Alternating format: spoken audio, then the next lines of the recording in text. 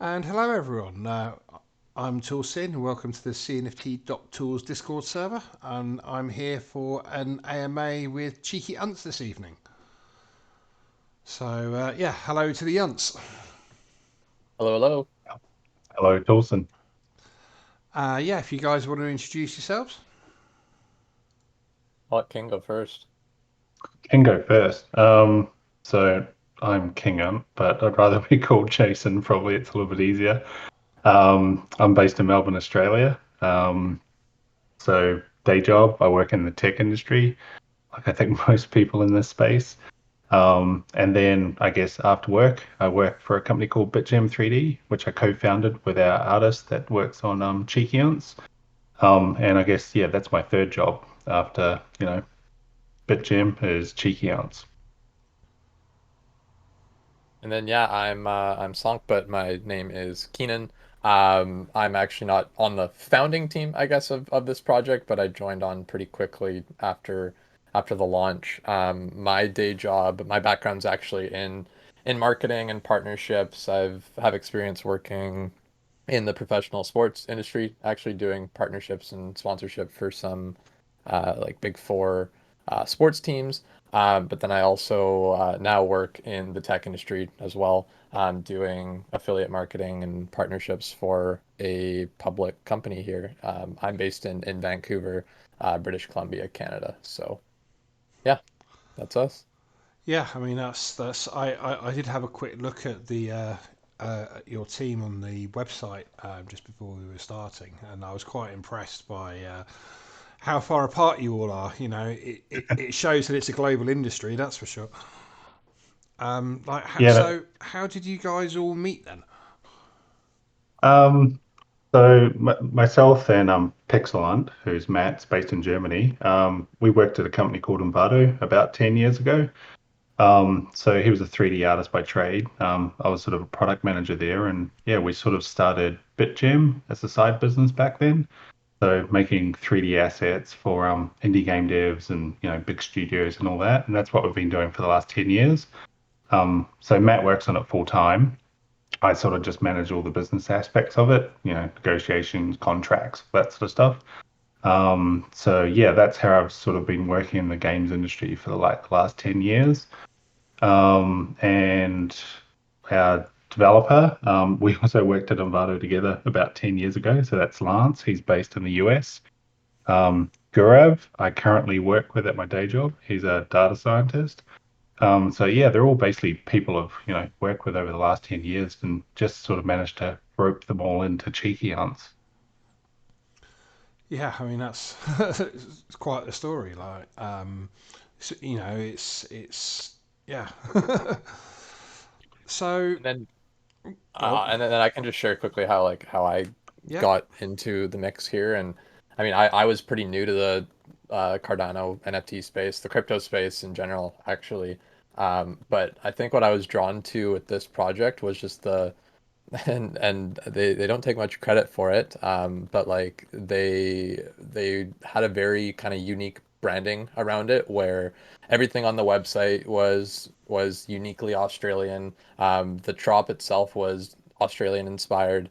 The charities that they were doing all this for was for Australian wildlife charities, and you could tell that there was a reason behind all of it. And yeah, it seemed like an awesome project for an awesome cause, and so I bugged them until they would let me help out. So glad to be along for the ride with that distinguished crew that King I was just talking Just about. too much crew. Ragtag crew, more like it. But yeah, like it made it a little bit easier that we'd all worked together before, I guess the core team, and then obviously Keenan coming on and various mods and all that to help us sort of integrate into this space. Because me and Matt have been investing in crypto for a little while, we've actually been paid in crypto for our 3D work for a little while as well. nice. But I mean, being on the other side of the fence of not buying NFTs but producing them, shipping them, yeah, it's a totally different ball game that you've got to learn. So yeah, it was a big help for, a lot of the mods were a massive help for us to tell us what to do and how to run things. But yeah, I've learned a lot in the last 6 months. Yeah, I mean, mods are awesome and very underappreciated by the people that they serve, i.e., the community. Like Yeah, they take definitely. a lot of crap, a lot of crap. Definitely. So, I correct me if I'm wrong, but obviously the website and stuff as well is telling me, which I'm looking at. But you launched back in October last year. Yep, Right? that's Yeah. right. How long did it take you to get that point? Like, when did Oh, the genesis of Cheeky Unts come about, and you thought, this is what we're gonna do?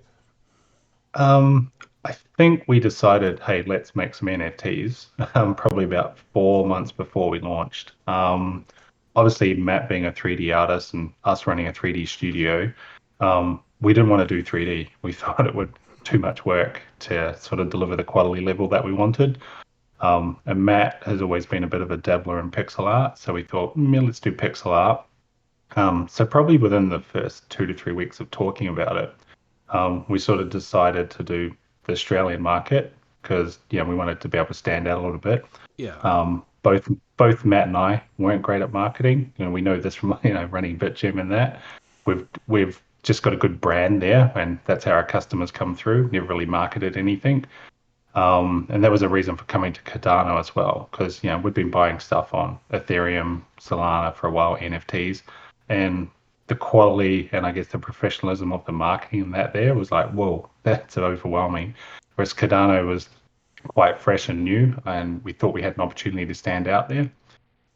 So yeah, within the first month, about 3 months before, we obviously minted, I think we had a brand. We knew roughly what art we were going to do. And then it was just about bringing more people together to, you know, help us build the platform, build the website, and bring everything together. But yeah, it all sort of came together pretty quickly in the end, and it was surprising, like, yeah, where we got to. yeah. I mean, like, obviously you've had some fairly major advantages over a lot of projects. Already knowing people and having people on board that can help you do this stuff, or being able to do it yourself. That's for sure.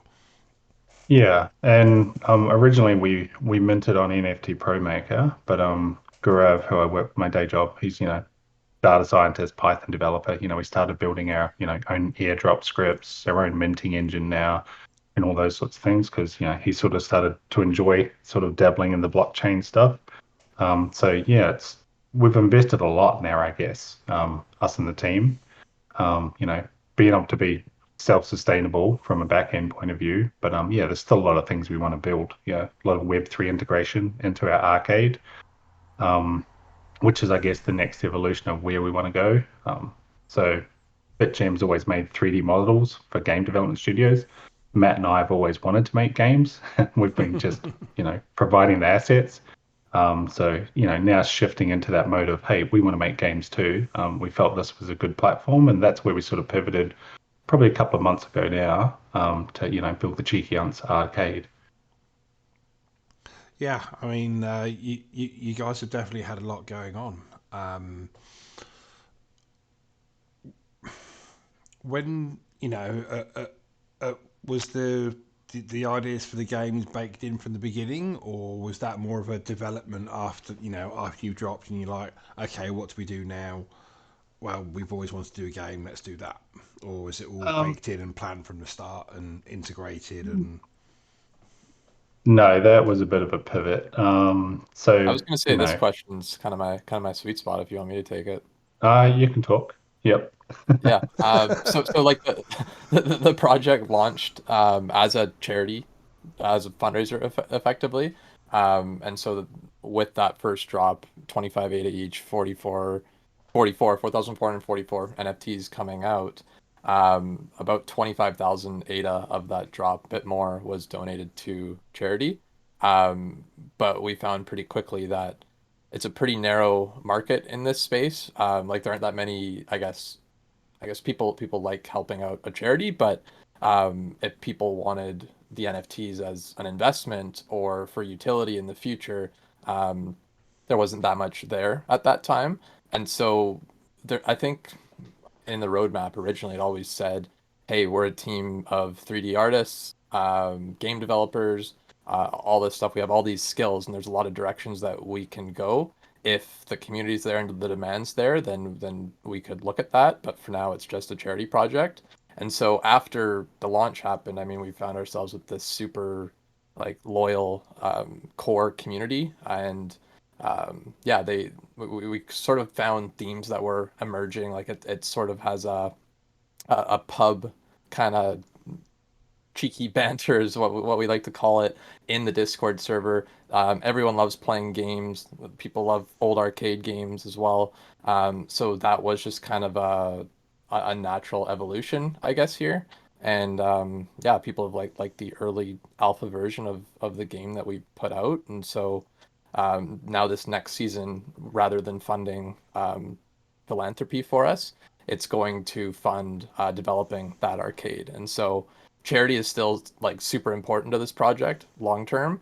But we found that especially with the price of ADA right now in the overall market, it isn't that responsible of us to, I guess, be donating money right now to charities from for those purposes. So if we give less now, we'll be able to give more in the future once we have a sustainable business model that will be rooted in this arcade. So that's, Yeah, I guess that's the pivot there.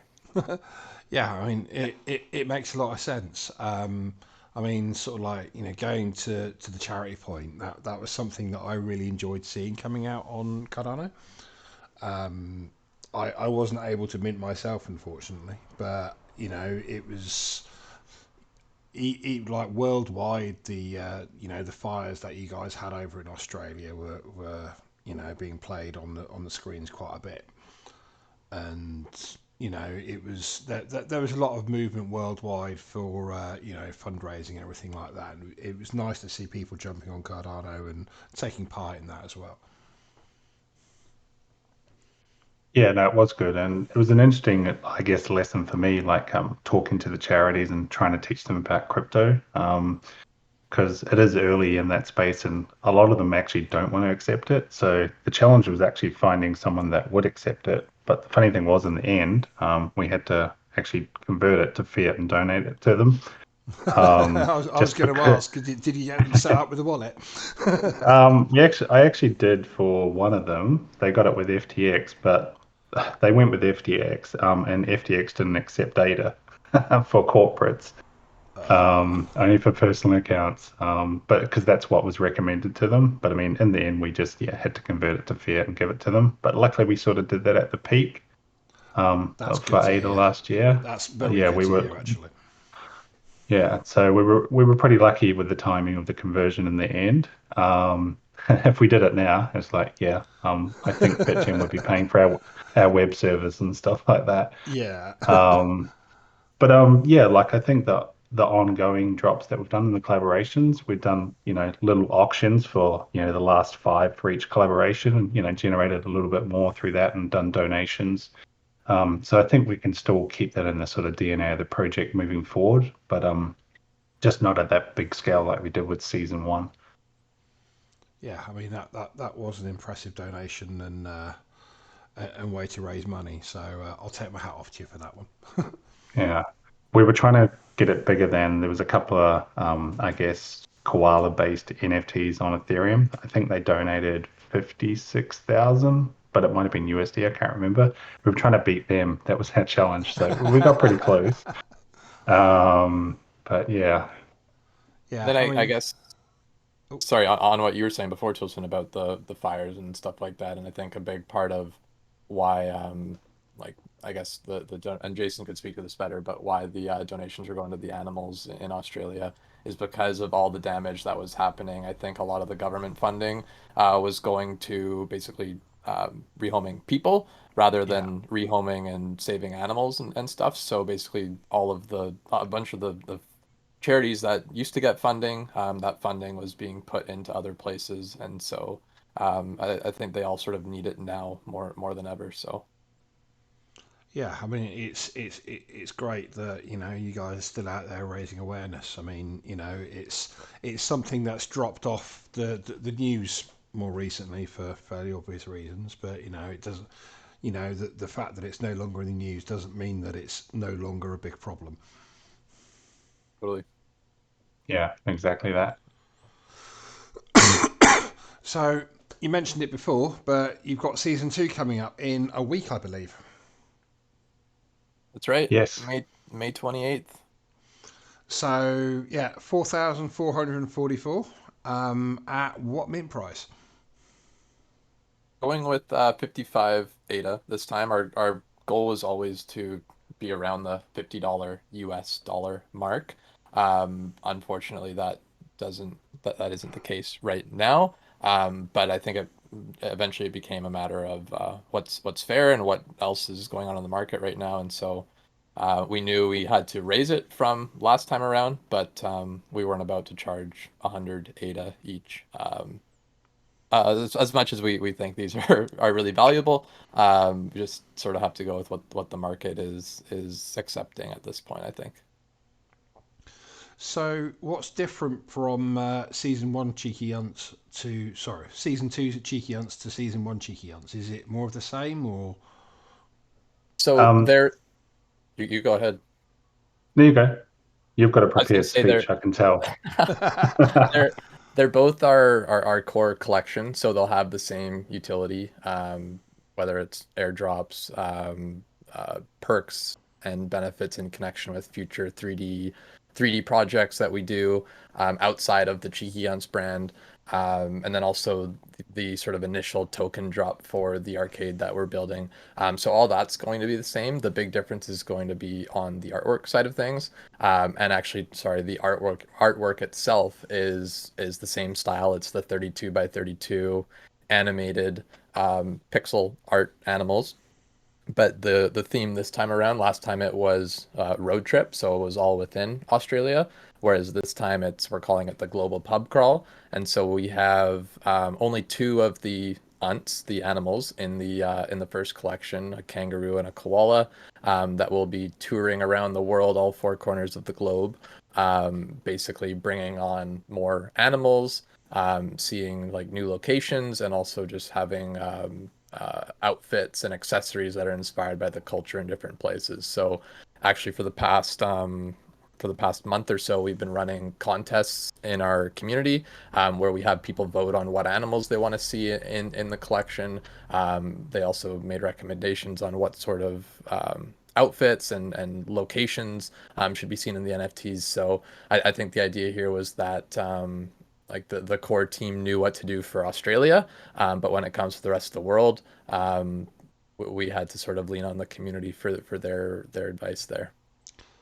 Nice. So are you able to tell us maybe what animals are turning up, or is that all kept secret at this point?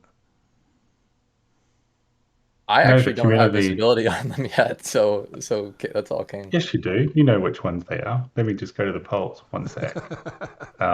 We know what animals there are. There are eight one of ones that people don't know. Only myself and Matt will know what they are. Where's the polls? Discord. One sec. Should have prepared this earlier, shouldn't I? I know there's an Um, owl. yeah, Yeah, there's I definitely an mean, owl.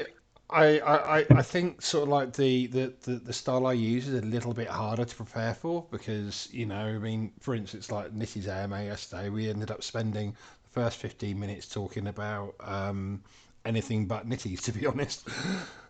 Yeah. So some of the ones, the new hunts we have, there's a wolf, owl, sea otter, bear for Europe, Africa, elephant, gorilla, lion, tortoise, Asia, what do we got here? Tiger, panda, orangutan, and koi-fish. And the Americas, we've got an eagle, a moose, a orca, and a raccoon. Trash panda. But yeah, so those are basically the what is it? 16 new unts, and obviously, as Keena mentioned, we've got koala and kangaroo in there as well. But yeah, lots and lots of accessories and various other new things sort of locked to those regions for the when we're going to be generating them. Oh, okay. So, like, you wouldn't be able to get like an African elephant with a item that would be considered European or American then. Correct. Yeah. So those animals are locked, whereas the two Australian animals, they can go to any region because, the theme was sort of they're traveling around the world. so they can sort of pick up the accessories from everywhere. So it's going to be interesting from a rarity point of view. Yeah, we're sort of crunching those numbers now. And one thing, since learning about season one, and I think it was actually feedback from you guys when we listed on your website on rarity tools. Um, One of the comments was, "Oh, some of your rarity is really stupid." And I think we asked some questions, and we obviously learned a lot from you guys on that. So sort of incorporating a lot of that into season two as well. So that was really good constructive feedback from you guys. Yeah, I'll have to scroll back the ticket and have a look Yeah, see. I'm yeah, assuming it was Brad that said that anyway. yeah. No, it was Brad. No, but he meant it well. We Yeah, took it yeah, well yeah. because yeah, we were learning as well. And hopefully, yeah, we do a better job this time around. Well, that's the thing. I mean, we were all improving and learning at the same time. But the entire sector is. Yeah, definitely. Like even like getting ready for this mint, we're probably super unlikely we'll do a season three in Pixel Art. There's obviously we want to focus on the arcade more than anything. But yeah, we might hopefully do some 3D stuff with some other projects and that. But I mean, yeah, it's just that sort of continuous learning and seeing other projects do things really, really well. And you sort of, oh, I wish I did that. But I mean, maybe we will get to do that at some stage as well. But I think, yeah, the quality of in the Cardano space of, NFT projects, there's lots of more blue chips, I guess, as you put it, coming out. Just, nailing certain aspects and that, which is, yeah, we like a lot. And the more we can incorporate that into our project, the better. Well, yeah. I mean, the other thing that I've mentioned on a few AMAs now is I love the collaborative spirit within Cardano.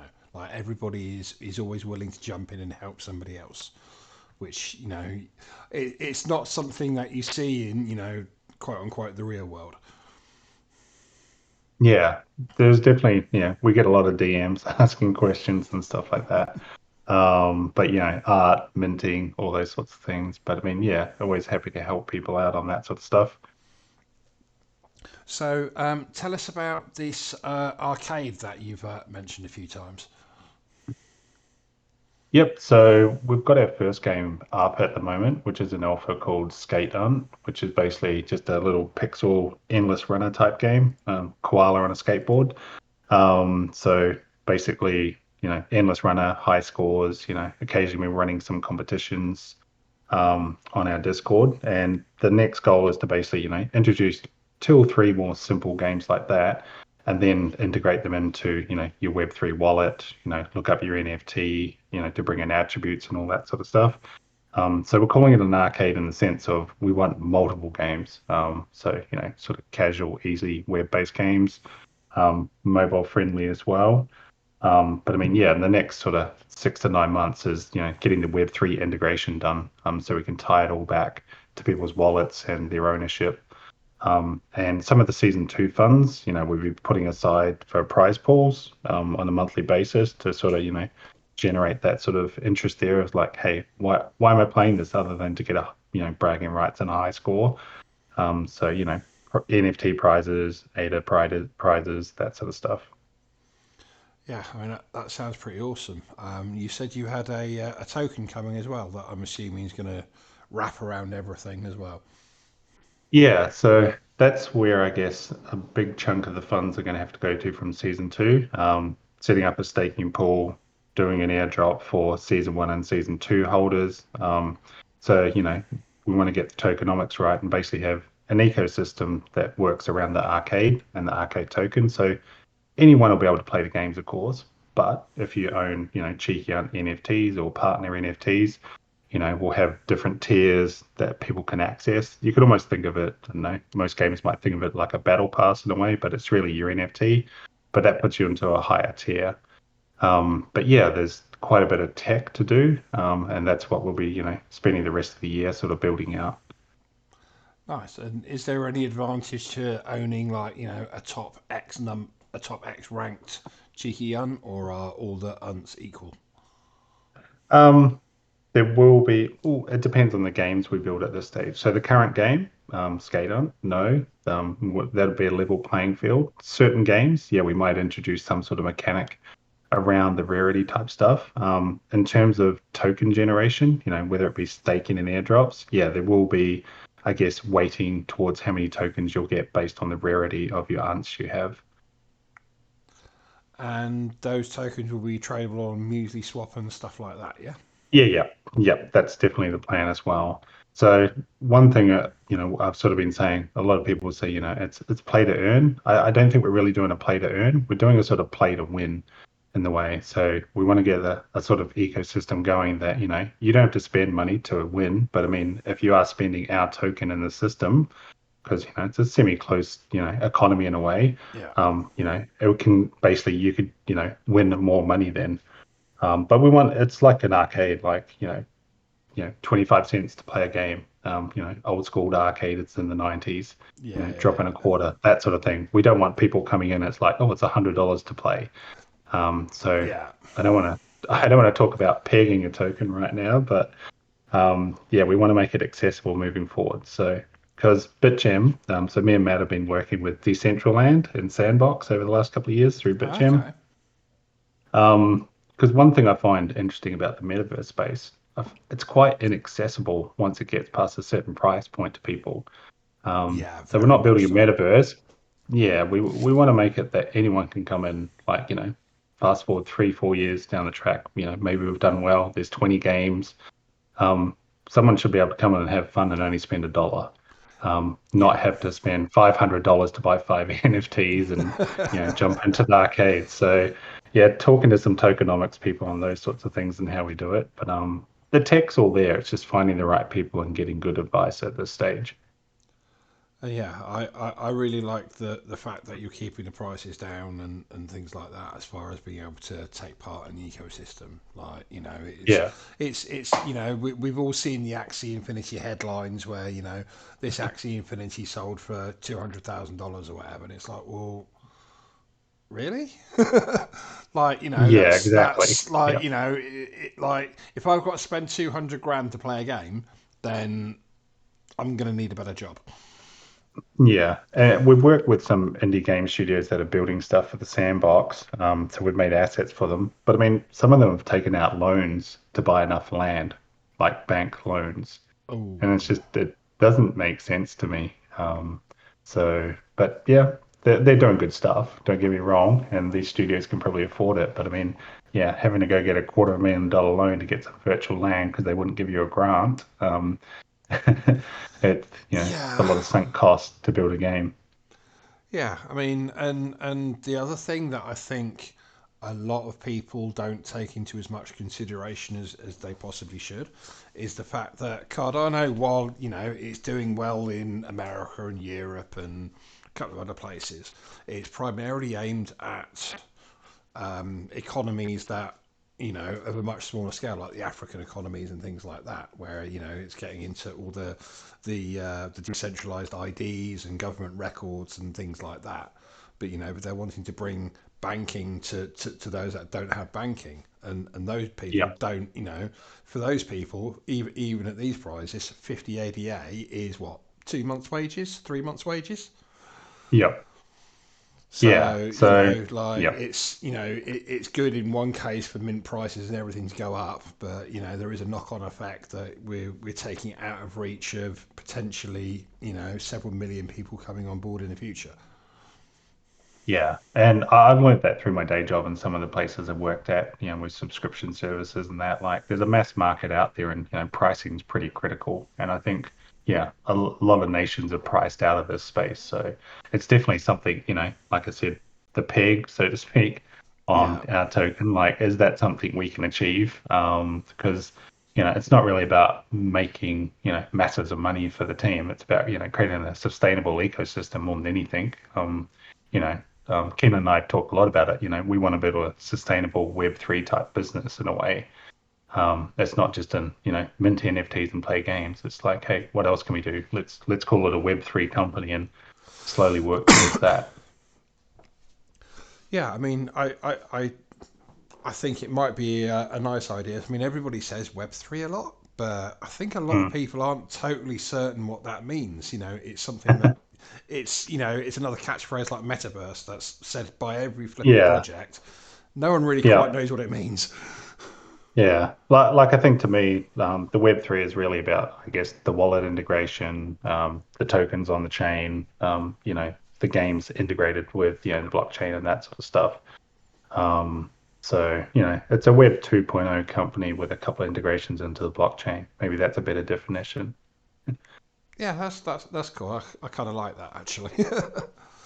And then Yeah. I think one thing with the arcade too, long term, and I think in real life they're called redemption arcades, where you put in the token and then you get tickets afterwards, and you can add up those tickets and cash them in for little small prizes. But then if you really hold them for a long time, eventually there's like big prizes up on the wall. I Yeah. always remember like I could get like a little army man on a parachute that breaks in like an hour, or you could hold out and you could get like the PlayStation that was up on the wall there, or like a skateboard or something. So the idea here is that those prizes could eventually be NFTs, and maybe long term there could be like a space bud at the top of that wall that people are grinding for and can eventually cash their tokens in for. So that not that that would like necessarily peg our token, but it is a way that we could potentially like have immediate value for whatever the token is that we have.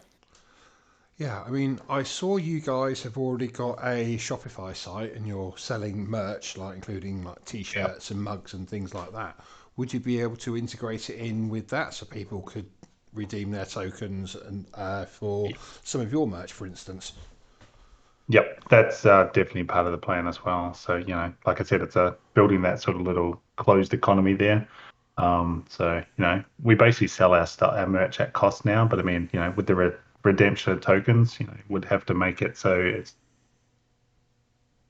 but yeah, that's definitely on the roadmap as well. If you want merch, you want to Yeah, go sorry, grind away in you the are games for the breaking month up and a win little some bit. tokens.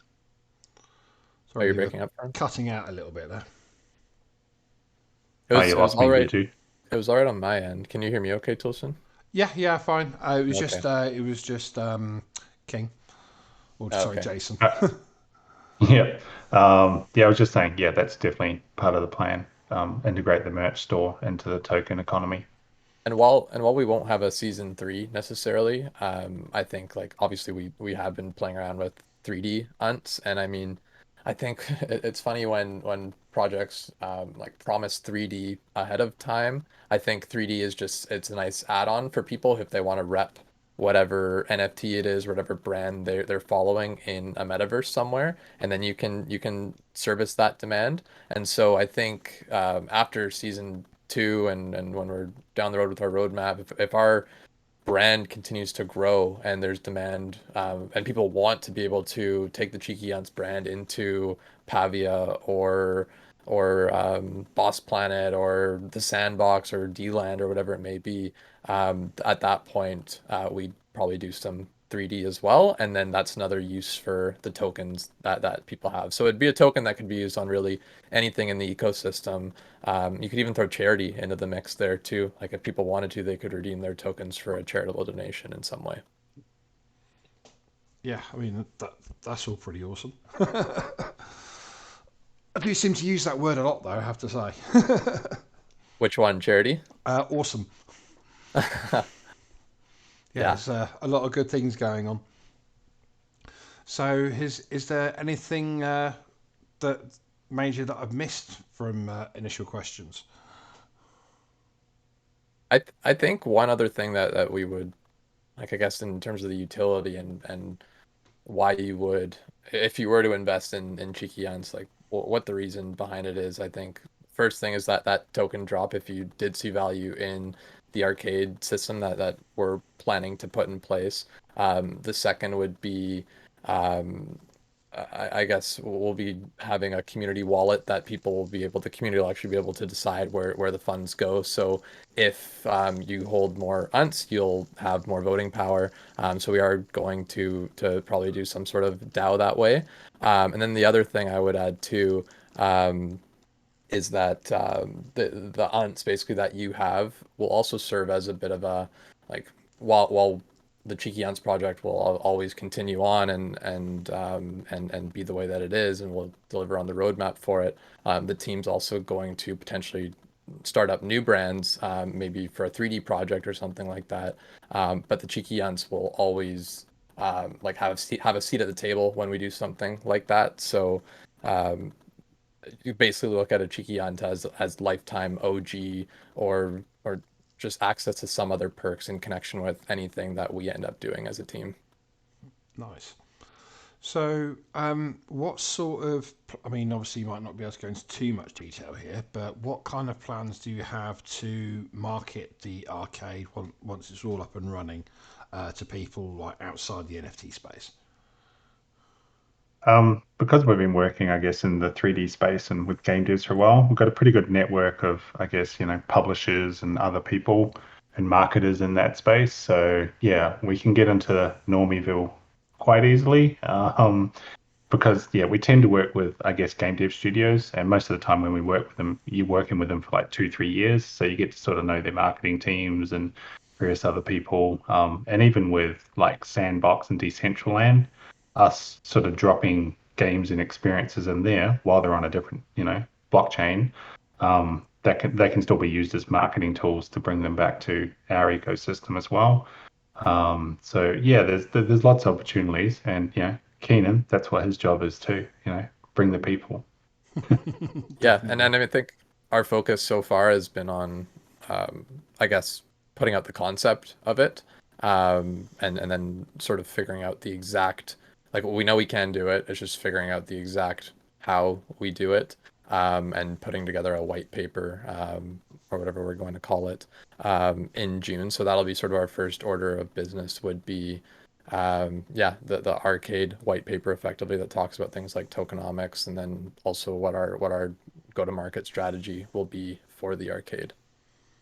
And I guess another big part of the marketing for it, we didn't touch on this earlier, and I'm glad I just remembered it, was we want to be able to license out the arcade as well to other projects. So a lot of projects do want to put gaming in their roadmap in some way, and Yeah. so this is a solution that we could come to them and either give like basically let them reskin one of our games and they can use it within their ecosystem in some way, or it could almost be like I don't want to say casino and gambling because that's not exactly what we're trying to do I'd say quite that. yet. Yeah, Yeah, yeah. there's big legal Strike this issues from to the those record. words there, right Yeah, there. strike this from the record. I'd have to move Um, country. Yeah.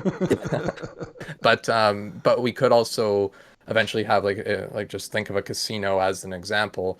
You go into the slot machines and there's different brands on all those different machines. Like there might be a Lord of the Rings machine, there's a Monopoly machine. So maybe in our arcade there could be a Cheeky Ants game, there could be a Space Buds game, there could be like a Crypto Dinos game. So whatever it is, like that's a way I guess for us to also market to different communities within the Cardano space specifically, and then that can even be further scaled to other chains as well. So I guess that's a big part of the marketing too. Will be the partnership side of things. That's Yeah, cool. that's a main proving point for us. Like it's sort of, I guess, on our dev roadmap in the background to license it out to at least one other project, before the end of the year. Even, just as a test case more than anything, because, it helps with brand building and stuff like that. So the way we're building the games is, they're going to be quite easy to swap in and out other art from other projects. Case of Skate on, it's all pixel art, but I mean, pixel art. So it would be quite easy to, reskin that and bring in chilled Kongs, for example, and have a gorilla skateboarding. Nice. Would they be able to use their own token, or would they be using your token for that one? Um, at this stage on paper, like I would say we want to keep our token delivering value, but I mean, yeah, it would be, I guess, when we talk to those other projects, what do they want to do? Depending if they have a token or not.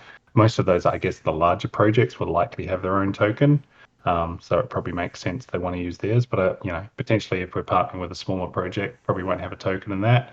Because then that would add value to our ecosystem. If Yeah. we're getting our arcade machines out to other people, and they're using tokens, that's adding values to the Cheeky Unts community, basically.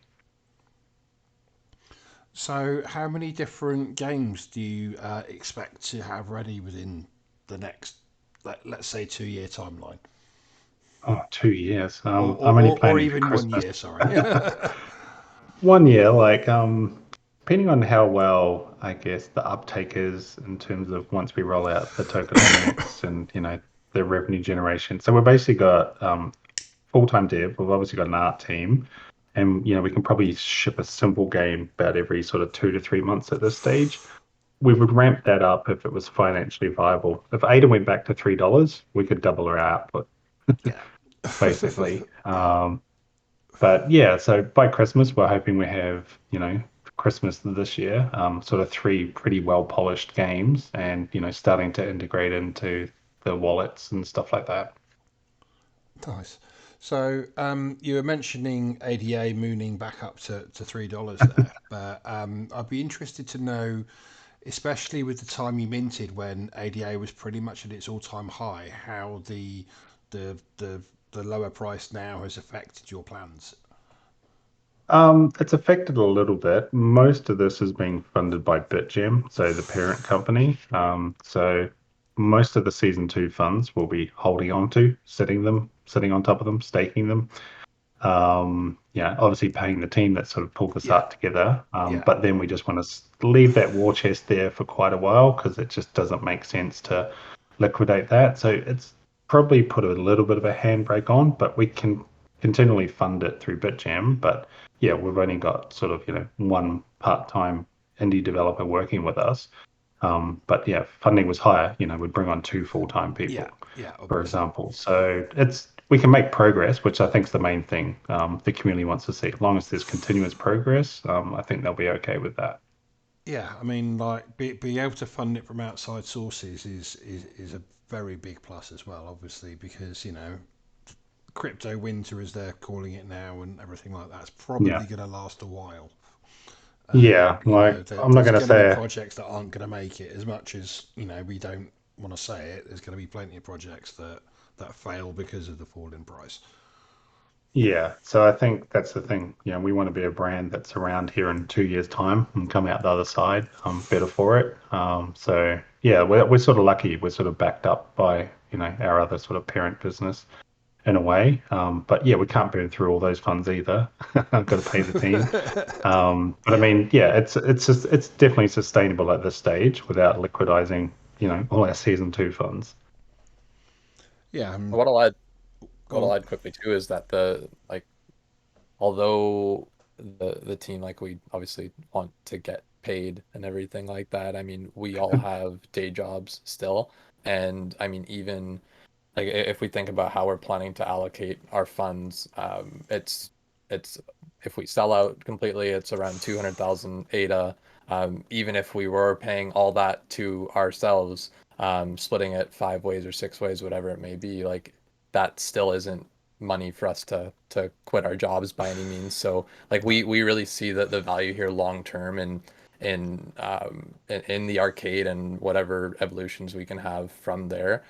So this isn't where we're trying to cash in by any means, and so this is just sort of another step towards where we want to eventually get to, and we see the long term value here. So it really doesn't like at least me personally, it doesn't impact me a whole lot whether ADA is like, might get scared if ADA drops below 20 cents or something like that, but really it's not too concerning, I think, for anyone on the team in particular. Yeah, that's good. That's Yeah, good to hear.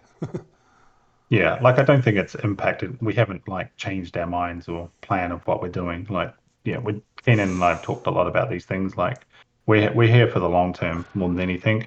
And yeah, we're on a pretty good sustainable trajectory at this stage, even with the current markets. And yeah, I just want to mention that if anyone's got any questions, feel free to type them into NFT chat, and I'll make sure the guys get the opportunity to answer them. So, how much humour is involved in everything that you're doing? Because obviously the name is quite humorous, though in some parts of the world they might take a little bit more offence. Yeah. That was the risk, I guess, when we came up with the name. So yeah, like we always wanted to have that sort of Aussie humor into the brand. I think it was actually Lance, who's an American in our team.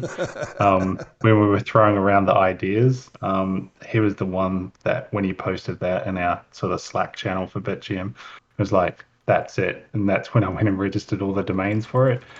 So yeah, it was quite fun at the start there, coming up with the names and the concepts and all that sort of stuff, and baking in the humor. And then we got quite lucky with Bradford, who sort of runs our Twitter.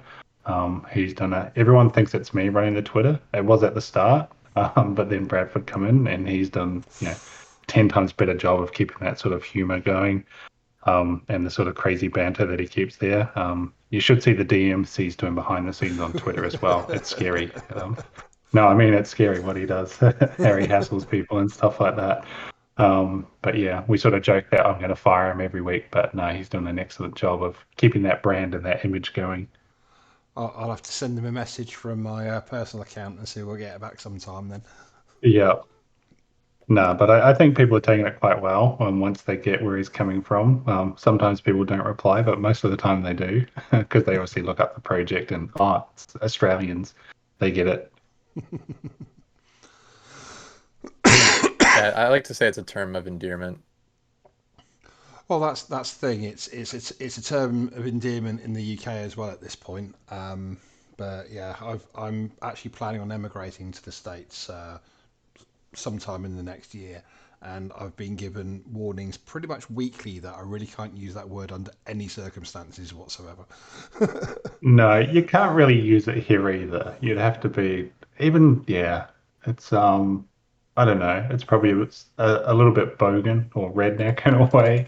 But yeah, people say it here, they probably wouldn't take too much offense, but it's not as common as what it was, 10, 20 years ago. But yeah, like I don't know, the brand's sort of stuck with us now. We can't change now. It's too late. And the thing too with like I guess curse words and stuff like that, if for the most part if you remove the hard consonant in it, it's not as hard for people to hear. So I I I guess I don't know. Do you ever call someone an unt, or is it always with that consonant at the start when you're using it? It's pretty much always with a consonant, to be honest. Yeah, The harder the better, usually. Yeah. yeah. So yeah, you said some stuff, or you mentioned about some collaborations that you've done. Would you like to just give us the rundown on those and possibly leak some information about any coming up? Sure. Yeah. So with our first collection, there were what we call naked hunts, which is very ironic since you're just talking about like what the word actually means. But yeah, there were 75 naked hunts in the collection, which basically don't have any traits, accessories, things like that. And so we always promised that there would be utility for those. A changing room is what we had originally called it. And so we came up with this idea. We called it the Swanky Hunts Club, and basically, the idea is that we do airdrops for holders of like guaranteed airdrops for the people who hold those naked ones, and we work in collaboration with other NFT projects to basically, yeah, create designer outfits for them. So to date, we've done three. We worked with Hype Skulls first, and then we worked with Aeonium Sky, and then we did Happy Hoppers Club. And so with that, 75 people, 75 of the airdrops were guaranteed to those naked holders, and then we set aside some, I think it was like 20 or 25 for people who held at least one NFT from each collection, so a cheeky ant and a hype skull, for example. And then was another allocation set aside for people who held, I think, four or more cheeky ants. And then there's always been a charity component to it as well, where we do a fundraiser sort of auction, charity auction for five of them. So I think there were 125. So yeah, 375 of those collab ones are in place right now. And so the next season's going to have more of those naked ones. And so I think the future collab drops are going to probably be doubled as well. And so, yeah, I mean, we're messaging just about everyone now. Like I'm trying to line some up that could potentially help us market season two. I won't name names, but if you look at how look at some of the 3D art we've been putting out there, like you may have seen Jake Shepard's 3D AR chilled Kong that we made. So that's someone that we've been talking to, and we've made connections there. And then if you happen to be in the Space Buds DAO channel, you can see that they're talking about doing some 3D Space Buds eventually, and we've put our name forward for that. And we're Space Buds holders ourselves, so there's always the opportunity to use our Space Buds to make derivative art. So that could be another direction that we go in. So yeah, just casually name drop the two biggest NFT Yeah, projects in you know. Cardano by floor price. But yeah, that's where we're setting our sights. If you shoot for the stars, you might land on the moon, kind of thing. So Yeah, so there was, well, it's not so much of a question, but there was a message Exodus Gear wanted to put out there. Spawner smells. oh, absolutely. Immediately before Spawner posts the what looks to be the second highest ever score on your little mini game so far of 192,167 points. So if Yeah, anyone I think listening wants to get on that, like apparently he needs to be taken down a peg. I think Yeah. Stoner has like I think he's taken out loans on like all kinds of stuff because he's just counting his money that he's gonna make from the arcade basically. Like he's just waiting for it to open so he can win all the contests and stuff like that. So no, he's a mod in our community. It's been yeah, I think a fairly recent addition. By I guess our standards being around since October. But yeah, Yeah. he's been great for like playing our game and giving us feedback on it, and then also helping out moderating and doing some outreach to some other communities to try to get us some whitelist spots distributed to other communities and stuff like that. So shout out Sponer, as much as we joke around with him, he's yeah super important to our community. Yeah. We give him a lot of stick, put it that way. That's very very awesome. And he's on Um, his best behavior right now, I think, too. Like Yeah, he has been good. we might have to set He's up an NSFW channel for him, like Sponer's Dungeon in our yeah, server at some point. he's actually wearing a stolen PFP at the moment that hasn't even been minted. But yeah, that's actual a season two koala vampire, and yeah, but whatever. Right click save, can't help that. yeah, I mean he's also posted his top score in the game now of 263,609. So yeah, I think there's going to have to be some practicing going on to beat this guy. Yeah, I haven't even got a quarter of that score, and I've been working on this game, like debugging and testing it and playing it a lot. And it's just like, yeah, I'm pretty sure he's just got a bot that plays it, but that's okay. So yeah, another thing I wanted to mention though is that if anyone's listening and they wanted to get the chance of a whitelist spot, we do actually have a big whitelist giveaway on the Tools Discord server, where we're actually giving away 50 whitelist spots, which we're very thankful to you guys for offering to our community. Yeah, no, I think like one thing that we were thinking about leading into this drop was we almost wanted to have it be a private sale. So like we really don't have any problem going to top communities out there like the CNFT tools, the Secret Goat Society, the 2500 Club for Buffy Bot, all them and just offering them a ton of whitelist spots because those are the kind of people who we want to have in the community. And we'll take anyone obviously, but there's a lot of transient, as you can see with a lot of mints that come up, a lot of transient people who are just in and out, not necessarily even buying or minting your NFT because of your roadmap or your community or anything like that. It's just to make a quick flip. So um, nothing against flippers, obviously, but yeah, it's good Yeah, to don't have. scare them away. We still need a few. You know, our community's pretty good at picking up the bargains, as we put it. Yeah, Like I guess that was one thing we learnt with season one. It's like sweeping. I'd never heard of that term, even after we minted. And people say, "When are you going to sweep?" What's sweeping? But I mean, it's yeah, like it's yeah, just like, let me go get the the 25,000 ADA that we just gave to save koalas and wombats, like Yeah, no one so used it that. wasn't really Yeah. part of our plan back then, and like I think that might have frustrated certain people, and the sort of fresh new community back then. But I mean, I think we sort of stuck to our guns on that, and it still worked out okay. And obviously, our price, with season two coming, we're above original mint now, so that's good. Good positive sign there. But yeah, like. I don't know. There's certain things that are okay in one community, but I mean, I think you have to set your own rules really for what makes your community in a way. And this is how we run it. Yeah, and I guess what I was also just trying to get at is we're kind of like I've been asked a few times when we're going to do invite contests and things like that, and those are kind of things that I'm kind of vehemently against, honestly. It's been just kind of that like I'd rather personally invite 10 people to come into our server and and educate each and every one of them individually about like what the value is here than just like put out links everywhere for anyone to join on.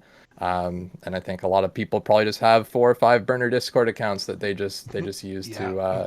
to join in on. So I don't think it's sustainable. It's not a sustainable way of growing your your community, and I think it's paid off for us. I think like resisting that temptation. Yeah. I mean, flippers are somewhat important, but Yeah, it's a difficult one because obviously people are here for you guys are here to make a project, make a long term business, and do everything quote unquote the right way. And the negativity that frustrated flippers can bring to a project is in a lot of cases completely unfair. But at the same time, it's very damaging. So it's there's certain things that certain projects are starting to do to try and combat that a little bit, but especially I think especially as Cardano, well, assuming Cardano starts to rise and become more accepted everywhere, I think it's a reality we all have to get to grips with one way or the other. For sure, yeah, and especially definitely. since a lot of people just look at like the Open CNFT or the CNFT.tools like top volume charts sort of thing. So Yeah, if you don't have people flipping, buying and selling, you're not going to get the volume that gets you the attention, and it's you kind of end up stuck at the bottom, right? And it's hard. That's exactly where we ended up. And just today we hit a pretty big milestone. We crossed 100,000 ADA total volume traded. And I mean, that doesn't seem like a whole lot compared to some of the other projects out there, but for a project that minted at 25 ADA, it was a charity project. The price dropped down to 8 ADA for a while, and a lot of trades happened between like 8 to 20 ADA. That's a lot of volume, I yeah, think, and I think a lot of people in our community don't like to sell. There's benefits to not selling and for holding them, and I think a lot of people have gotten their ROI from our project and in the relationships and the friendships and the network that they've made. A lot of people call the Cheeky Unts Discord their home base, and I know for me personally, it's helped me a ton with like project research and even starting to work in Web3 now. So I think there's a lot of people who have a similar story to that. So yeah, that's other ways we've given value, and it's good to see volume following now, I guess. yeah, for sure. I mean, like just like looking on tools at season one, out of the 4,444 that you minted, there's only 125 on sale. Yeah, I just looked that up as Like, well. Yesterday or a it's couple days very ago, it was like under difficult to 70. get volume when you've only got such a small portion of your total collection on sale in the first place. Yeah, Exactly. and our top tier role on our server is a tyrant, and most of them are holding all the good hunts. They've been Yeah, holding them since they yeah, minted them. And the funny thing is, myself, Matt, and I guess the core team, we actually have no rare hunts in our wallet. I own about 50 in total. I have no good ones because I can't buy them. I can't win them. Well, and I But I checked a mean, friend's wallet the other day, and they had like 8 of the Cardano background ones, which is like the second rarest background. A couple Mad Max yeah, ones. So people just sitting on them, basically. yeah. So I definitely think like the project won't be sweeping, but I will be personally because I would like some good unts from season two. But yeah, to hold on to them as well, because looking back on this, whether it's 10, 20 years time, yeah, we never know where we're going to go. It's still going to be pretty cool to look at that wallet and I remember doing that. So yeah, I definitely want some good ones from season two. Yeah, I mean, sort of like it's also one of those interesting ones where because you sell everything that you mint, and then you buy a few back, but sort of like a year or 18 months down the line, after you've done however many different giveaways and everything like that, all of a Yeah. sudden you're like, well, actually, I'm now going to have to start spending like hundreds just to be able to do a giveaway. Yeah. Oh, we actually did that recently. We have a casino bot in Discord and people can grind away for Ant coin to redeem for a floor Ant. But because our floor was going up, I sort of had to do a post and saying, yeah, we're not going to give you floor Ants anymore. We're just going to buy more back and put in the dev wallet. Because it was basically working out to be like, that was $25 each one we were giving back, and it's even more now. And there's some people that are grinding one of those a week, just playing in the casino and stuff like that. Insider trading, project canceled, call the SEC. No, it's not. No, but we only bought like 12. It was just to keep the Yeah, wallet no. topped up, the dev wallet. But yeah, it's just keeping that balance of giving the community something back, but still making it financially viable for us. So I'm glad our floor price isn't 2000 ADA because we'd have to shut down our casino. Well, if your floor price was 2,000, you'd only need sort of like to sell 10 in a day to be getting towards sort of like top 15, top 20 projects in volume right now. Yeah. I mean, a couple of Easy. days ago, 10th place on the volume charts, only traded 24k. Yeah, Oh no, we wow. like I think just a few days ago we our total volume was around 80K. Maybe it was a week ago it was in the 80Ks, and so we've definitely we've done probably close to 20% of our volume in the past week or so here, and it's just yeah, it's just kind of about, I guess, being relevant again to some people. I think a lot of people might have minted back in October and forgot they had our NFTs, and then they see us start to pop up in their other communities with whitelist giveaways and reminding them that like your season one NFTs, they give you a whitelist spot for the next season. So um PSA, I guess I pretty much recognize everyone who's in this call right now, but if anyone's watching afterwards, if you have any cheeky Unts NFTs laying around in a wallet somewhere, even if you have just one, that gets you 2 whitelist allocations for our drop on Saturday. So those do have some pretty immediate value here, if you like what you heard today, I guess. Can you share when the snapshot's going to be for that one? So it's all done through through Discord. So once you have the unts, depending on how many you have, there's different roles that you get, and so we actually have different submission forms within our Discord that you can put a wallet address into. So I guess a snapshot will happen once that not in the traditional sense, when we do close those forms down. So people will submit their addresses.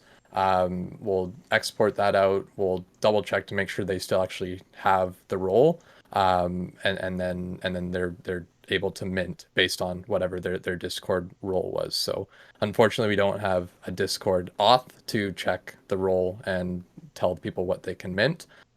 Just forms that are locked to specific roles, if that makes sense. Okay, yeah. So yeah, well that's something that I shall mention to Brad, and we'll see if we can work into to our whitelist bot. I'm sure. But yeah, just to be to be clear for everyone, to have your roles, you do need to have the unts in your wallet and not on sale on, like for instance, JPEG or Cnft.io, because at that point they're not in your Yep. wallet anymore.